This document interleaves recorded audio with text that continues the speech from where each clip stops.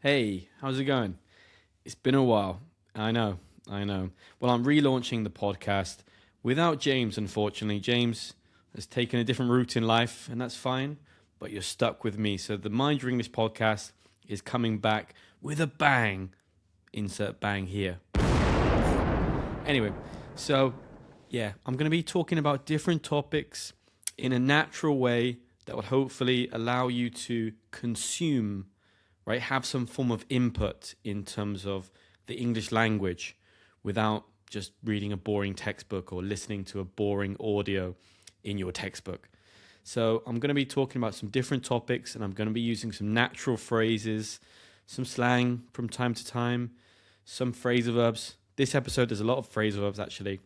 Um, and I will also have some guests on, some friends that I know who have different accents, some friends from abroad, and we're going to be looking at their topics and what they're into as well. So it's going to be a very interesting podcast, and yeah, I'm glad to be back. Let's get started, shall we?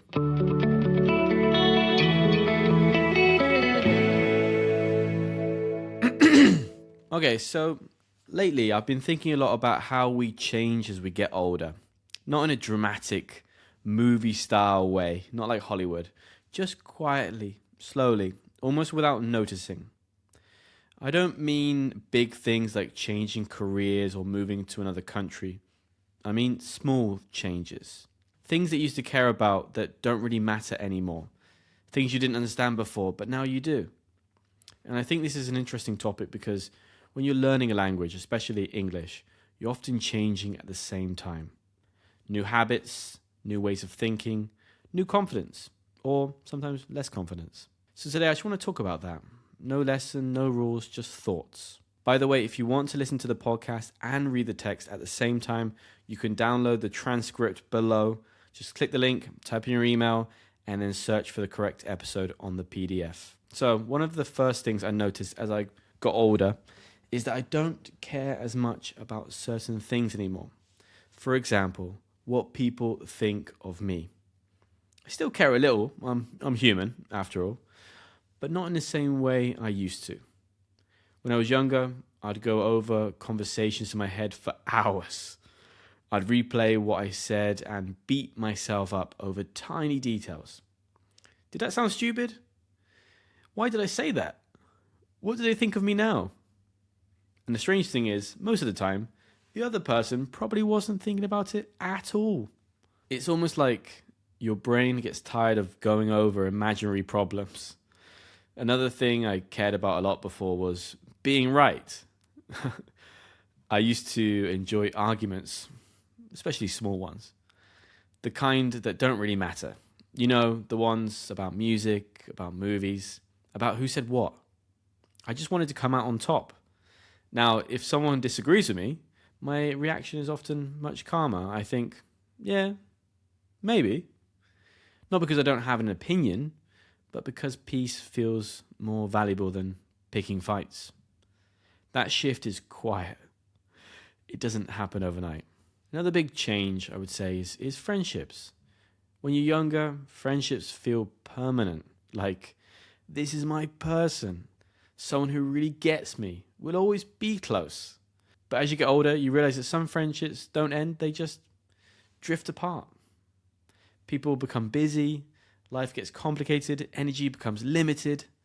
You don't stop liking each other, you just stop seeing each other as much. And at first that feels sad or even personal. You might think, or I have thought myself, did I do something wrong? But most of the time, it's not about you at all. It's about timing, it's about priorities, it's about having fewer emotional resources than you used to. I've noticed that as I've got older. I don't need as many friends and I don't need as many friends, but I value depth much more. One honest conversation now feels better than 10 shallow ones. Also, it feels a lot more difficult to fake it.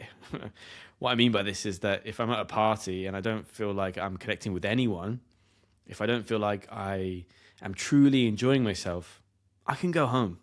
There's no FOMO. I can simply just go home, which is really nice. When I was younger, I would always be the last person to leave a party because I didn't want to miss out. But this isn't a good habit to maintain. Your energy becomes more valuable than your time. When you're younger, you can say yes to almost anything, everything and anything, because you don't want to miss out. And as you get older, you start turning down invitations, not because you're rude, but because you're tired. You're knackered. And that tiredness isn't just physical, it's mental, it's emotional. You start asking yourself, is this worth my energy? Not, do I have time for this? For me, that question changes everything. You might bow out of plans, you might stay home, you might choose comfort over excitement. And for a long time, that can feel boring. But eventually, it feels honest. You're honest to yourself. Now, I want to switch gears a little bit here and talk about looking back at life without regret. Right? Because we're talking about changes. So as we get older, we notice mistakes we made. Oh, I do. Things we wish we'd done differently. But here's the thing, most of those mistakes were necessary to learn something. A bit like language. You might think, yeah, I should have done this differently. And yes, sometimes that's true. But if you beat yourself down for everything, you'll miss the bigger picture. I try to look back and say, yeah, I messed up. I grew as a person. It's almost like flipping the script on your younger self. And the funny thing is, when you start doing this, it shows in your language too. And you start telling you start telling stories differently. Things like, I had to figure this out on my own. It took me a while to get used to it. I didn't realize it at the time, but phrasal verbs like figure out, get used to, look back, naturally appear when you reflect like this. So this makes your English sound lived in, right? It makes it sound natural and like you're actually using it. So if you're listening to this and thinking, I feel different than I did before, that's completely normal. If you feel slower, if you feel calmer, if you feel more careful with your words or your actions or whatever, that doesn't mean you're losing something. You're not missing out. Most of the time, it just means you're becoming more aware. And if you're learning English, right, I hope you are, this matters. Because fluency isn't just about speed. Everybody wants to talk fast. Blah, blah. I want to learn English in 3 months. I want fluency in 3 months. It's not about sounding confident all the time. It's about being real, about communicating. It's about knowing what you want to say and what you don't. You don't need to speak more. Sometimes you just need to speak more honestly, right? Talk about things you enjoy. So the next time you speak English, try this, right? Pause, think, say what you actually mean. Don't try to complicate things with specific phrases you're dying to use. I'm glad you're ambitious. I'm glad that you want to push yourself. But real communication is the most important.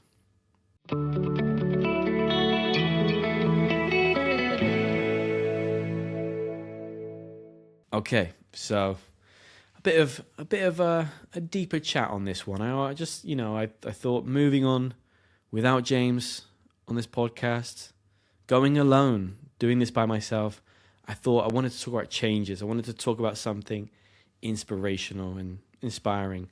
So I thought it'd be good. And also you picked up some new phrasal verbs as you listened along. Of course, in the future, I'm going to talk about some different topics, some not as serious, some more serious, some with other people, okay? So make sure you lock in and subscribe. And also make sure you get the transcript below. I want you to enjoy the podcast and also be able to understand everything that's going on or everything that I'm saying. Anyway, I'm going to stop waffling and let you go, all right? So I'll see you next week and take care.